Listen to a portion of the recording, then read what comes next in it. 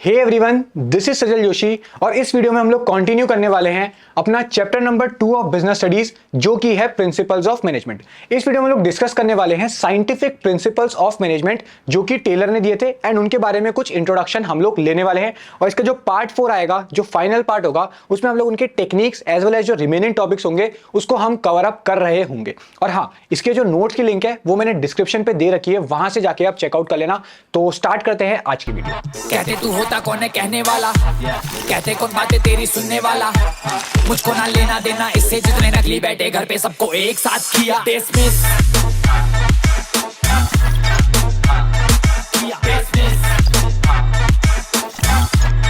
सबको एक साथ किया।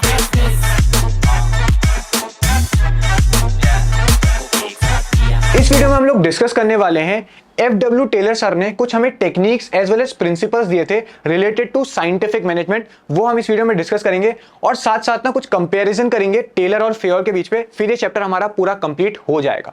तो स्टार्ट कर लेते हैं बेसिक FW टेलर सर के बारे में। सबसे पहली चीज ये याद रखना कि इनको फादर ऑफ साइंटिफिक मैनेजमेंट बोला जाता है। जो फेयर थे उनको फादर ऑफ मैनेजमेंट स्टडीज बोला जाता था। एंड इनके बारे में कुछ बेसिक चीजें दी हैं कि भैया ये 1856 में बॉर्न हुए थे यूनाइटेड स्टेट्स ऑफ अमेरिका में and almost 22 years later, that is in 1878, इन्हें कंपनी को ज्वाइन करा था, Midvale steel company, as a mechanical engineer. जो हमारे फेयर सर थे वो माइनिंग इंजीनियर थे और ये क्या थे, मैकेनिकल इंजीनियर थे। इनका जो मेजर फोकस रहा था ना वो रहा था एफिशिएंसी ऑफ वर्कर्स। एफिशिएंट रहने का मतलब मैंने बताया था कि कम से कम वेस्टेज और रिसोर्सेज की एज वेल एज एफर्ट्स की। तो इनने यही फोकस करा कि हमारे फैक्ट्री में जो भी वर्कर्स काम कर रहे हैं ना उनके एफर्ट्स वेस्ट नहीं जाने चाहिए, उनकी प्रोडक्टिविटी मेंटेन रहनी चाहिए। ये इनका मेजर फोकस रहा था। And optimum utilisation of resources, यानी जितने भी रिसोर्सेज हैं उनका वेस्टेज ना हो, उनको हम ऑप्टिमली यूज कर सके, जो मेजर इनका फोकस था। उसके बाद बोला है कि जो इन्हें techniques as well as principles develop करे ना, ये इन्हें रातों रात नहीं करे। ये जिस फैक्ट्री में काम करते थे ना, मिडविल स्टील कंपनी, वहां पे जो वर्कर्स थे उनको ऑब्जर्व करके इन्हें टेक्निक्स और प्रिंसिपल्स हमको दिए। तो यही बोल रहा है his major techniques were developed after observations in the factory, यानी जिस फैक्ट्री में मिडविल स्टील कंपनी में काम करते थे वहां के वर्कर्स को ऑब्जर्व करके इनने ये सारी टेक्निक्स हमको दी, जो हम आगे अब डिस्कस करने वाले हैं। तो ये बेसिक से पॉइंट्स है, इसको अच्छे से नोट कर लेना, बढ़िया करके प्रिपरेशन करते हैं, अच्छा स्कोर मिलकर अचीव करेंगे। और हाँ, इस वीडियो में मैं केस स्टडीज से भी रिलेटेड आपको कुछ चीजें बताने वाला हूं, तो पूरी वीडियो जरूर देखना, ठीक है। तो आप इसको नोट कर लो, मैं एक सेकंड के लिए हट जाता हूं। इसके बाद इनके कुछ बेसिक कंट्रीब्यूशंस थे जिसको हम लोग डिस्कस कर लेते हैं। सबसे पहला कंट्रीब्यूशन जो हम प्रिंसिपल्स और टेक्निक्स पढ़ने वाले हैं इनकी, ये इन्होंने दी थी। तो पहला कंट्रीब्यूशन इनका ये था। सेकंड कंट्रीब्यूशन इनका ये था कि इन्हें अलग अलग books as well as research papers को पब्लिश करा था related to scientific principles and techniques. ये दूसरा कंट्रीब्यूशन था। और तीसरा कंट्रीब्यूशन ये था कि इन्होंने बोला कि आपके ऑर्गेनाइजेशन में जितनी भी मैनेजमेंट से रिलेटेड प्रॉब्लम्स है उसको आप साइंटिफिक मेथड के साथ डील करो। साइंटिफिक मेथड मतलब प्रॉपर लॉजिक के साथ, प्रॉपर फैक्ट्स के बेसिस पे उसको डील करो, ना कि किसी के कहने पे, हवाबाजी पे। तो तीसरा इनका कंट्रीब्यूशन था कि encourage adoption of scientific methods to solve the problems of management. तो तीन इनके बेसिक कंट्रीब्यूशंस थे। अब हम लोग डिस्कस कर लेते हैं नेक्स्ट में कि इनके क्या क्या प्रिंसिपल्स थे साइंटिफिक मैनेजमेंट से रिलेटेड। तब तक आप इसको नोट कर लो, मैं एक सेकंड के लिए हट जाता हूं।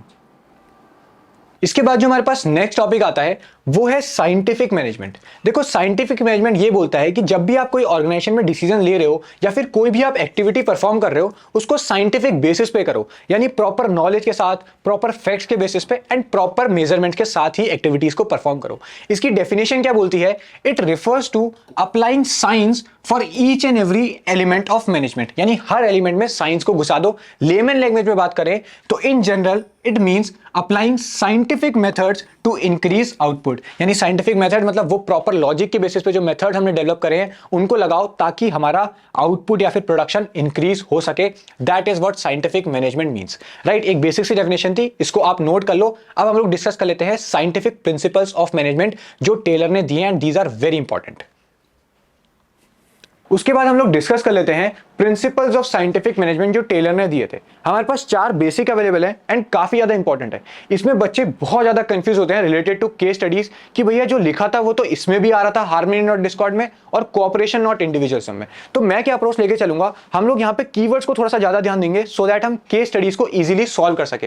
जैसे मैंने केस स्टडीज लगा भी रखी है तो सीधे सीधे हम लोग केस स्टडीज को देख भी लेंगे कि वो किस तरीके से आ रही है। तो सबसे पहला प्रिंसिपल हमारे पास आता है, that is science not rule of thumb. ये प्रिंसिपल बोलता है कि एक ऑर्गेनाइजेशन के अंदर आप जितनी भी एक्टिविटीज को परफॉर्म कर रहे हो, जॉब्स को परफॉर्म कर रहे हो, उसको एक साइंटिफिक बेसिस पे करो, यानी प्रॉपर नॉलेज और फैक्ट्स के बेसिस पे करो, ना कि किसी के मैनेजर के कहने पे कि मैनेजर को ऐसा लगता है इसीलिए ऐसा होना चाहिए, मैनेजर ने ऐसा एक्सपीरियंस करा था पहला, उसके बेसिस पे नहीं, और हिट और मिस मेथड के बेसिस पे नहीं कि तुक्का भी नहीं लगाना है। एक प्रॉपर साइंटिफिक अप्रोच के बेसिस पे हमें सारा काम करना है एक ऑर्गेनाइजेशन के अंदर। तो यही बोल रहा है कि each job performed in an organisation should be on the scientific basis पे होना चाहिए एंड नॉट ऑन इंट्यूशन, यानी मैनेजर को ऐसा लगता है उस बेसिस पे भी नहीं, एक्सपीरियंस के बेसिस पे नहीं, और हिट और मिस मेथड के बेसिस पे नहीं कि तुक्का लगा के देख लेते हैं। एक साइंटिफिक अप्रोच लेके चलना है, जो प्रिंसिपल साफ साफ शब्दों में कहता है। अब जहां पे जो टर्म आ रहा है rule of thumb, rule of thumb का मतलब होता है डिक्टेटरशिप ऑफ मैनेजर, यानी मैनेजर के बेसिस पे ही सारी ऑब्जर्वेशंस एज वेल एज सारे डिसीजंस लिए जाएंगे जो कि हमें नहीं करना है। तो रूल ऑफ थंब को हमको अवॉइड करना है। सेकेंड जो लिखा है साइंटिफिक डिसीजंस, मतलब जितने भी डिसीजंस ले रहे हो उसको proper measurements and proper facts के बेसिस पे लो, इसका मतलब ये होता है। तो ये तो बेसिक प्रिंसिपल हमारा बोलता है। इसके आगे टेलर ने ये बोला कि किसी भी जॉब को परफॉर्म करने के लिए सिर्फ और सिर्फ एक ही बेस्ट मेथड होता है जिसको हम साइंटिफिक अप्रोच के थ्रू निकालते हैं, that is through method study. Method study क्या होती है इसको अब आगे अभी डिस्कस करेंगे। बेसिकली एक स्टडी होती है जिसमें हम बहुत सारे तरीकों को देखते हैं एंड उसमें से जो बेस्ट तरीका होता है उसको हम लोग उठा लेते हैं। तो यही बोल रहा है कि he said that there is only one best method to perform a job which is to be derived through method study. और जो भी यहां पे मैं बोल रहा हूं ना, ये case study point of view से काफी ज्यादा इंपॉर्टेंट है, एज अ कीवर्ड इसको लेके चलना। तो दूसरी चीज ये बोली गई, उसके बाद इसका एग्जाम्पल दिया है time study. Time study basically conduct करी जाती है डिसाइड करने के लिए एक पर्टिकुलर जॉब को परफॉर्म करने के लिए एक स्टैंडर्ड टाइम कितना लगना चाहिए। तो ये science not rule of thumb में क्यों आया? क्योंकि यहां पे हम टाइम डिसाइड कर रहे हैं on the basis of science, ना कि मैनेजर के कहने पे कि उसको लगता है कि ये काम इतनी देर पे होना चाहिए, उस बेसिस पे नहीं कर रहे हैं, एक प्रॉपर स्टडी कंडक्ट कर रहे हैं। That is why it is included in science not rule of thumb. तो ये बेसिक सी चीज डिस्कस करी। अब देखो इसकी केस स्टडी आ जाओ, यहाँ पे बहुत बेसिक सी केस स्टडी है। सीबीएसई 2018 में एक केस स्टडी आई भी है और सीधा सीधा हम यहाँ पे कीवर्ड्स के बेसिस पे इसको कर रहे होंगे। क्या पूछ रहा है? सबसे पहले तो हमें पता ही कि हमें क्वेश्चन से स्टार्ट करना है। Identify and explain the principle, किसका? साइंटिफिक मैनेजमेंट का, एज वेल एज टेक्निक भी पूछ रहा है, वो जो हमने पढ़ी नहीं है। तो प्रिंसिपल पूछ रहा है साइंटिफिक मैनेजमेंट का आइडेंटिफाई करना है। अब देखो यहाँ पे क्या लिखा है, he believed that there was one best method to maximise efficiency. तो हमने क्या पढ़ा अभी कि भैया एक ही बेस्ट मेथड है, ऐसा उसने बोला है। तो भैया सीधा कीवर्ड यहां पे निकल के आया है, हमें कुछ नहीं सोचना है, सीधे लिख देना है कि ये आता है science not rule of thumb पे।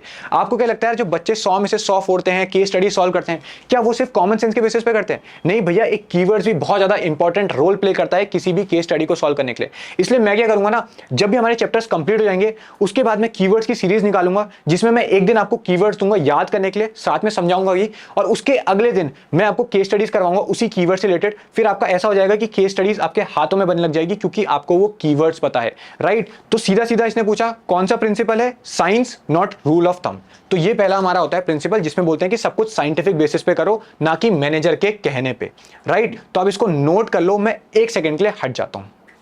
सेकेंड प्रिंसिपल हमारे पास आता है हार्मनी नॉट डिस्कॉर्ड। देखो, हार्मनी का मतलब होता है कि भैया मिलके कोऑपरेट करके काम करो एंड एक दूसरे की इंपॉर्टेंस को समझो। डिस्कॉर्ड मतलब होता है कि लड़ाई झगड़ा मत करो और कॉन्फ्लिक्ट्स मत करो। तो सिंपल ये प्रिंसिपल यही बोलता है कि the principle says that people should work with harmony and there should be no conflicts, और कोई लड़ाई झगड़े नहीं होने चाहिए। अब मैं जो बताऊंगा ना, इसको बहुत ध्यान से सुनना, क्योंकि इसके बेसिस पे हम लोग डिफरेंशिएट करने वाले हैं इसको कॉपरेशन नॉट इंडिविजुअलिज्म के बेसिस पे, एंड केस स्टडीज में बहुत ज्यादा हेल्प करने वाला है। इसके अंदर टेलर ने ये बोला कि एक ऑर्गेनाइजेशन के अंदर ना दो तरह के ग्रुप होते हैं। एक होता है मैनेजमेंट ग्रुप, जो मैनेजर्स का होता है, और एक ग्रुप होता है वर्कर्स का। मैनेजमेंट ग्रुप को हमेशा ऐसा लगता है कि वर्कर्स अच्छे से काम नहीं कर रहा है, वो वेस्टेज कर रहा है मशीन की एज वेल एज रिसोर्सेज की। और वर्कर्स को हमेशा ऐसा लगता है कि मैनेजमेंट ना उससे बहुत ज्यादा काम करवा रहा है एंड उस हिसाब से उसको सैलरी प्रोवाइड नहीं कर रहा है।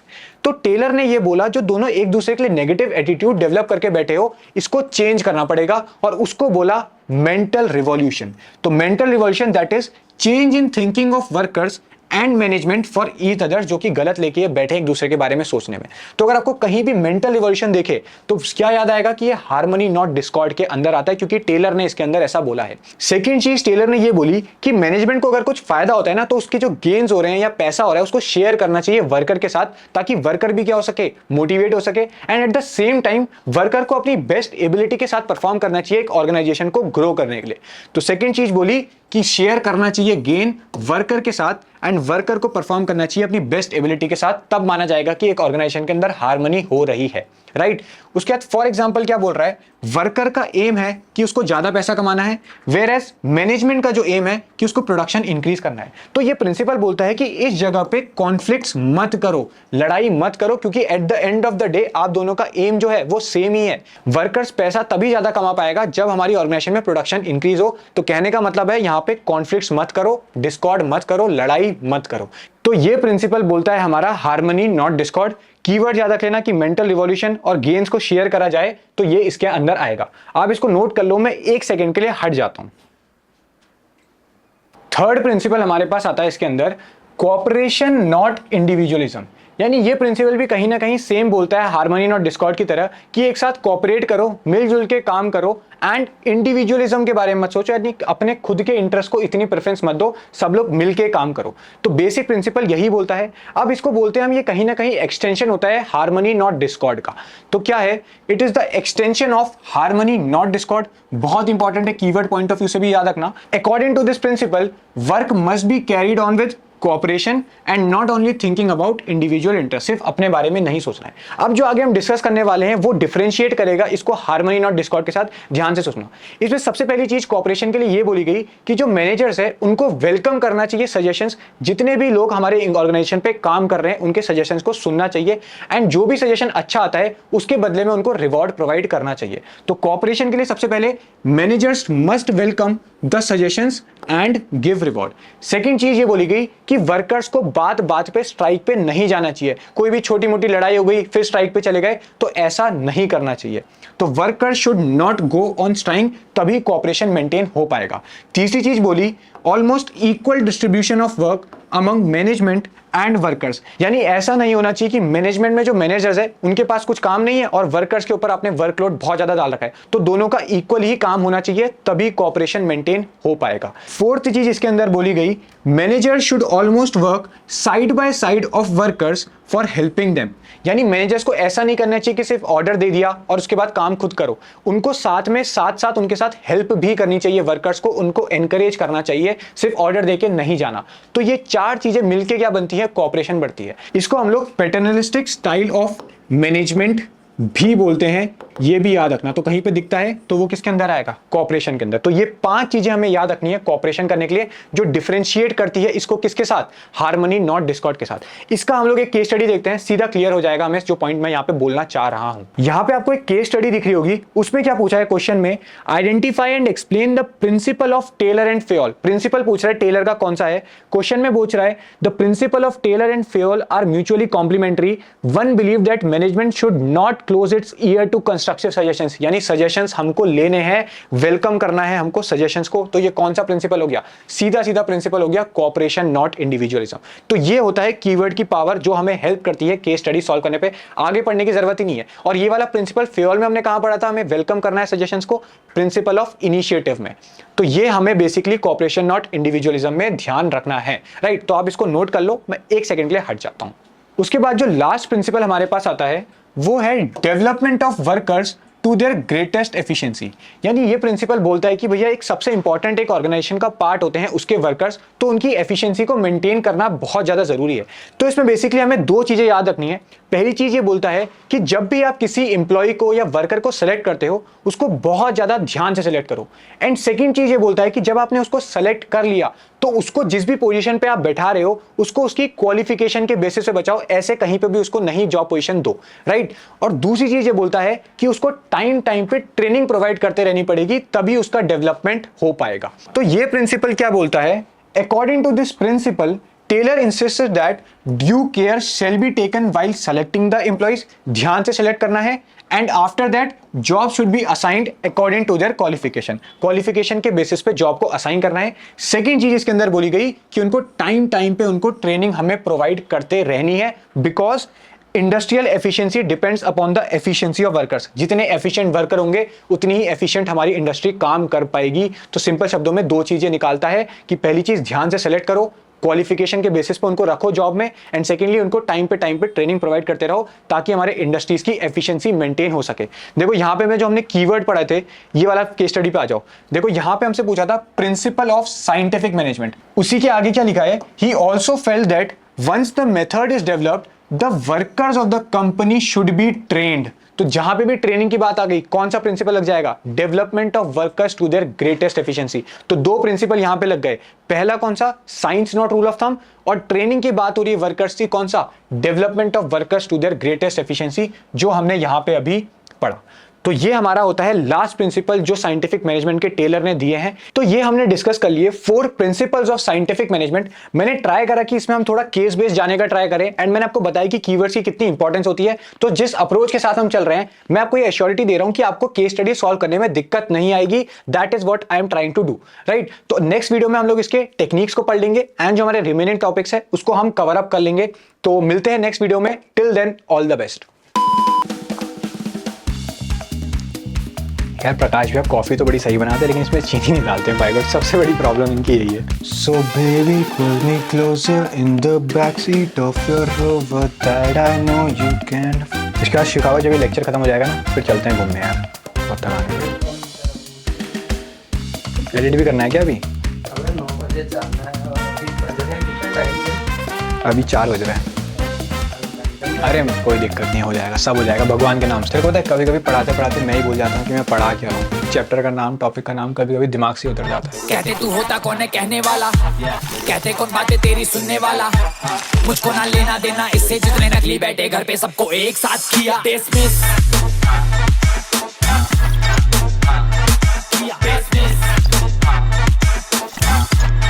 सबको एक साथ किया